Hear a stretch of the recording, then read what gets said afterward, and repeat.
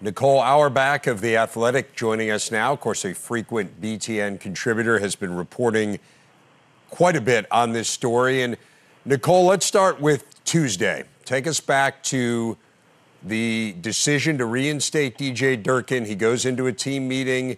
The announcement is made that he is once again their coach. What have you learned about what the climate was like in that meeting? Yeah, I mean, I think that people were, even surprised a little bit. The players have not been kept in the loop entirely throughout all of this. And so, I think they just essentially showed up for a team meeting and DJ Durkin was there. And then at least 3 players walked out of that meeting. One of them said to Durkin, "What is our number one core value?" Then he answered it himself and he said, "It is honesty," and then turned around and left the meeting. So there has been factions within this team of people who have been very pro DJ Durkin, people who have been anti DJ Durkin, and a lot of people who kind of decided not to take sides. And, so yesterday into today, I mean, this is a very fractured environment, on the team, within the parents, the media, the boosters, and everyone. And then you saw obviously political figures get involved and throw their 2 cents into things today as well.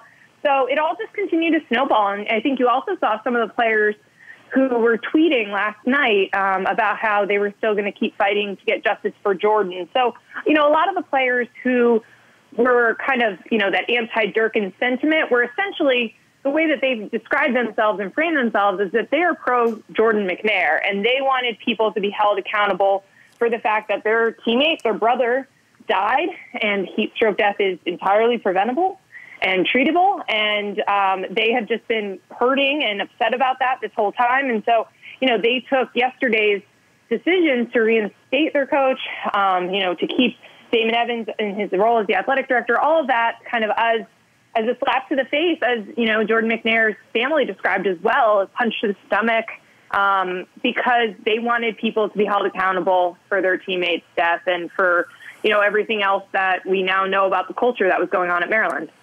Well, as you said, kind of the pro-Durkin faction and the anti-Durkin, or as you characterize it, maybe more the pro, hey, something needs to happen to remember our fallen teammate, Jordan McNair. You have that group within the team. And it's interesting to note that in the news conference, James Brady, the chairman of the Board of Regents, said that there were a lot of players who spoke out quite passionately in favor of DJ Durkin.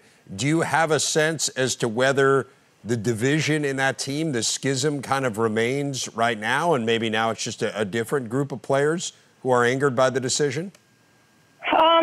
That's hard to tell right now because, I think, right now they were really surprised and a little bit in shock when they went to the team meeting and Damon Evans told them that DJ Durkin was no longer going to be their head coach today, and that it was best for the university. The university made the decision that it was best for them not to have him as their head coach anymore. So I think there was surprise, and there was certainly a lot of relief from the players who have been kind of really doing all that they could to, try to make sure that DJ Durkin wasn't reinstated and was not back as their head coach. There were a lot of players here that were kind of a silent group here, and they were kind of waiting to see how things played out.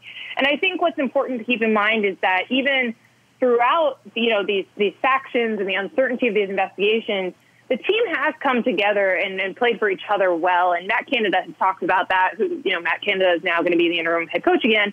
But they talked about how they kind of closed their ranks and played for and with each other. And I think you probably see that. And I think the idea of kind of having resolution that people feel strongly about, that the community at large feels strongly about, will help and kind of, get them to take that next step, because a lot of these players who've been quiet about things, we're kind of just waiting for all of this to be over. So I think that there's kind of, a weight off your shoulders kind of feel for a lot of these players on this team.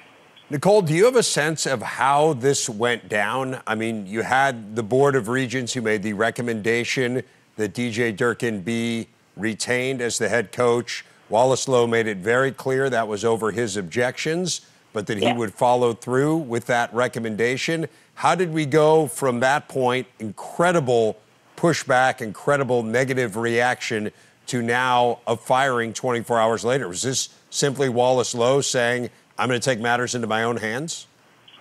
Well, from what I've been told, yes, a lot of this was certainly Wallace Lowe's decision, and it's believed that he did this fairly unilaterally. I was told that he did not tell the Board of Regents or consult with them before he decided to make this move. And I think, we certainly saw that in the press conference where Wallace Lowe refused to say DJ Durkin's name. He was clearly agitated and against what was being announced, that, he would be returning to his job. And so I think, when you have so much outrage, and you had it in terms of fans, in terms of media, in terms of prominent alumni, and then once you have local political figures, including the governor, getting involved, I think you get sort of a cover to make this move because there is enough public support for it, and support from a lot of stakeholders.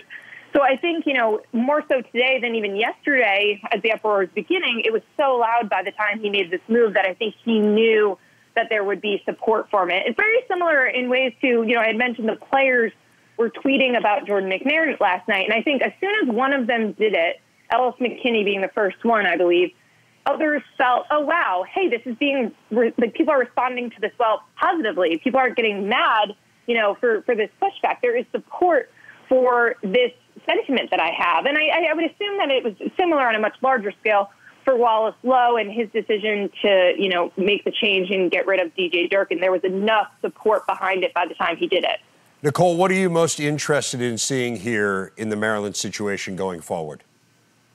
Well, I'm very curious to see, and I'm going to be in College Park on Saturday. I'm very curious to see how this team responds and how, everyone surrounding that game and this program shows up or handles it or supports or protests or whatever is going to be happening. I think it's going to be very different now that DJ Durkin's not there.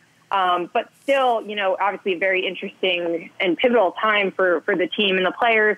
I'm curious to see where they go in the direction of hiring for their next head coach. Curious to see if there's more scrutiny on Damon Evans, the athletic director, moving forward, as someone who is overseeing the program that now, people were so furious about him being reinstated that the head coach now is gone. What about his boss? That would be Damon Evans in this situation. Is there any further accountability going up the ladder? And like I said, definitely just long term, who they're going to hire next. How are they going to make sure that they're putting their players in an environment that is safe and is full of people who are looking out for their well-being? And so, I'm curious to see, what that background check looks like, what the vetting process looks like, and kind of how they ensure that this doesn't happen again. Nicole Auerbach from The Athletic, been covering this story for several months, and really appreciate you sharing your insights with us on what I know has been a busy night. Thanks, Nicole. All right. Thanks, Dave.